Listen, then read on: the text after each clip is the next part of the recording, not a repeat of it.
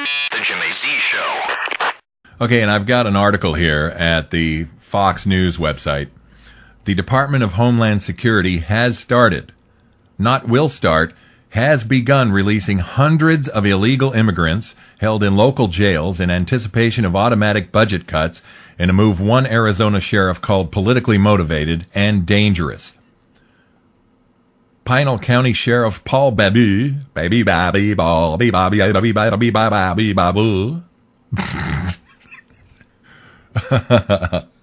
it's Sheriff Paul Babu, B-A-B-A-U. I'm sorry, B-A-B-E-U. Babu. I don't know how to say it. I always feel silly when I'm saying his name, Paul Babu. Anyway, he said on Tuesday that Immigration and Customs Enforcement released more than 500 detainees in his county alone. A spokesman for Babu... I got to get past that because it's not very professional. A spokesman for Babu told... I can't do it. I can't say his name with a straight face. How would that be, meeting the guy? I'm going to have an interview with Paul Babu. Oh, it's very silly, I realize. Okay, let me try this again, and I'm going to refer to him as the sheriff. No disrespect intended, but if I can't read his name without laughing, I don't want to be laughing all the way through the article. This is very serious stuff. I'm really ticked off. Last night when I read this, it was, I think 12:30, coming up on 1 a.m. And I was furious. I was up until 2:30. The Pinal County Sheriff, now I saw his name and I almost laughed.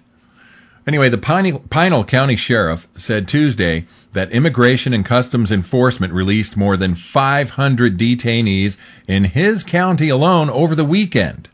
A spokesman for the sheriff told FoxNews.com that ICE officials said they actually plan to release a total of nearly 10,000 illegal immigrants. This is only an excuse. They are using the sequester as an excuse because this is what they've wanted to do forever. The sheriff described the move as a mass budget pardon. I agree, that's exactly what it is. And suggested that the administration was going to unnecessary lengths to demonstrate the impact of the so-called sequester.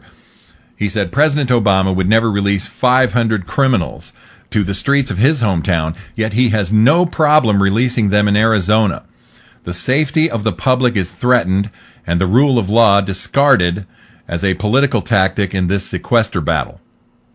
It is disgusting. It's criminal. It's absolutely criminal.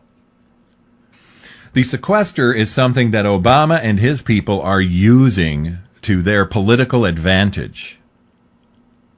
That Janet Napolitano and the Department of Homeland Security are going to release 10,000 illegal aliens who should not be detained, they should be deported. And instead of sending them back to Mexico, these are not just illegal aliens, they are criminals. And the Department of Homeland Security is releasing them to the streets of Arizona.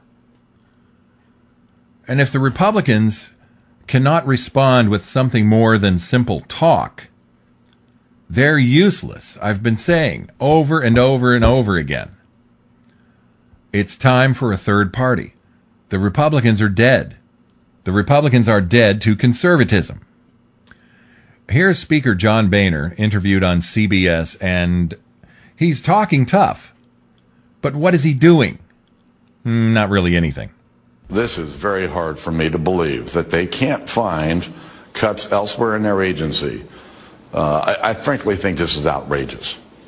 And I'm looking for more facts, but I can't believe that they can't find the kind of savings they need out of that department, short of letting criminals go free. What do you think's going on here? I think that the administration's trying to play games. Play games with the American people, scare the American people. This is not leadership. An ICE spokeswoman confirmed the plans without specifying how many illegal immigrants might be released. Spokeswoman Gillian Christensen said that ICE had directed field offices to make sure that the detained population is in line with available funding. She stressed that ICE would continue to prosecute cases while keeping them under supervision. The announcement comes after Department of Homeland Security Secretary Janet Napolitano on Monday warned about the potential impact of the cuts, which of course was orchestrated by President Obama himself. I guarantee it. Janet, President Obama here. We need you to start releasing illegal aliens because you don't have the money because of Sequester. And you know that's what he did. This was orchestrated. This was planned. She said the department would not be able to maintain the 34,000 detention beds as required by Congress. 34,000 criminal illegal aliens. Why are they still here? She said, we're doing our very best to minimize, and I should do my impression of her. This is what Janet Napolitano actually sounds like. We're doing our very best to minimize the impacts of Sequester, but there's only so much we can do. I'm supposed to have 34,000 detention beds for immigration. How do I pay for those? Okay, we go back to Fox News. This is a discussion with a Washington Times columnist, and they make some really good points here. Let's talk about it with the columnist for the Washington Times, Charlie Hurt. He says it's not leadership. They're trying to scare the American people, are they? Oh, I think absolutely. I think that the whole strategy here is to frighten Americans and to sort of begin the groundwork of laying blame for the cuts that are going to take place. The week began with some talk that we were going to see drastic steps like illegals let out of prison, and then by week's end we found out they'd already begun it, even though the sequestration doesn't begin until next week. It doesn't begin in earnest until sometime after that. The administration has been talking about longer lines at the airport. TSA isn't going to be funded, things like this. I think that what we're seeing here is the blame game, and President Obama has proved himself to be very good at that, and I think we're seeing it now again. He's very good at laying blame on the Republicans for these things. We're looking to cut 2 or 3 cents out of every federal dollar in spending. Is that right? Yeah, it's less. It's 10% or less for across the government, which I can speak for just for myself. American families over the past several years have been cutting that sort of stuff from their budgets. Yeah. So I mean, for instance, in my world, if I were looking to cut some money, I could shave my cable TV bill. I could maybe stop eating out at restaurants, or I could give away the family dog and tell my kids that they can't go to college. And it appears that what the federal government is doing is taking the most severe sort of draconian measures possible under this system. Okay, first off, this 10% cut, as I understand it, is a 10% cut in the increase of spending across the board, which I'll take. I'll take anything I can get. But it's not a 10% cut of existing spending. It's a 10% cut that comes out of the increase in spending. I think that's the way it goes. But I want to elaborate on that guy's family spending analogy. Because if you've got to cut 10%, you would start buying maybe some generic items at the grocery store. You would figure out a way to drive less. You would go to cheaper restaurants if you went to restaurants at all. Instead of going to a 5-star restaurant, you start going to Norm's or Denny's. Well, maybe not that bad, but you know what I'm saying. Or you just don't go out to restaurants at all. Instead of going to movie theaters, you get on Netflix and watch movies at home. So yes, there are reasonable ways to cut everything by 10%. If you cut the family spending in government fashion, you would say, okay, we're not buying the kids' clothes anymore, and we're not buying any food, and we're not paying for any electricity. See how you like that. That's the tactic the government uses every time to force people to pay higher taxes. When citizens are complaining about a city's potential tax increase, the city will say, well, if you don't agree to pay higher taxes, we won't have a police department anymore. We're going to have to lay off half of the fire department. They never talk about laying off grunt workers. They never talk about taking a pay cut on the city council. They always threaten cutting the services you need most. And that is all Obama is doing here. He's using the same tired tactic that cities and counties use all across the United States, and states, I suppose, state governments, say the same thing. If you don't allow us to raise your taxes, we're going to cut back on law enforcement. We're going to cut back on fire protection. Emergency responders, like the ones who are here today. Oh, and by the way, those emergency responders who were standing behind Barack Obama were doing so because they are union people. Screw them. I am sick and tired of firemen who should be more concerned about doing their job playing the union game.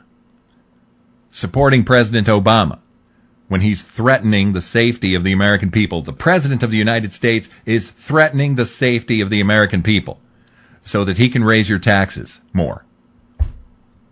And the firemen and the policemen and all these first responders who are standing behind him support him in that. Screw them. Their ability to help communities respond to and recover from disasters will be degraded. Border Patrol agents will see their hours reduced. FBI agents will be furloughed. Federal prosecutors will have to close cases and let criminals go. Air traffic controllers and airport security will see cutbacks, which means more delays at airports across the country. Thousands of teachers and educators will be laid off. Tens of thousands of parents will have to scramble to find childcare for their kids. And the moon will fall out of the sky. And the earth will stop rotating. The sun will supernova. Good God Almighty. And your children will spontaneously combust. Oh, good grief. Okay, I'm going back to Fox News and their discussion about all this crap. If I were looking to cut some money, I could, shave my cable TV bill. I could maybe stop eating out at restaurants, or I could give away the family dog and tell my kids that they can't go to college. And it appears that what the federal government is doing is taking the most severe sort of draconian measures possible under this system. To take this at face value would be to make the argument that the federal government, in all the monstrosity that is the federal government, does not have 10%, 9%, 8% of waste and fraud and abuse that could be cut, which of course is absolutely absurd. It would I would imagine that you could take 10 people out of the phone book and they could sit down and they could say, okay, well, let's find these cuts, and they would they would quickly come up with the cuts that are needed to achieve this. But you think this is going to work politically for the president? You think that he's got the advantage here, that by making people wait in long lines at the airports and letting illegal aliens free on the streets, that's actually going to work for him? Well, John, I think that he is very good at this, and I think that in the past he's made this work very well, and he's played these games before, and he's been successful at it. At some point, you cry wolf too many times. At some point, the American people, I think, are going to give up and stop believing the games. But we haven't seen it yet. This may be the time. Presidential approval ratings are higher than Congress. I think my approval ratings are higher than Congress. They're pretty low over there. But Congress is an easy thing to beat up. It's because everybody, they may like their congressman, they don't like the rest of the congressmen. Well, but you hear John Boehner saying, "Show some leadership, Mr. President. You are, after all, the commander-in-chief. It is your, military that is going to see some of these cuts that you're complaining about." Yeah. And I do believe that eventually, at some point, and history shows that usually in second terms we do sort of people do kind of wake up. They get a little bit tired of the nonsense that comes out of that's all over Washington. Also comes out of the White House. And my hunch is that when voters start to get tired of the administration's tactics on this stuff, they're going to get really tired, and it's going to get really ugly for President Obama. It's pretty ugly right now. Yes, it is. Charlie Hurt from the Washington Times. Okay, that's a great discussion. It shows how stupid all of this is. The Jimmy Z Show.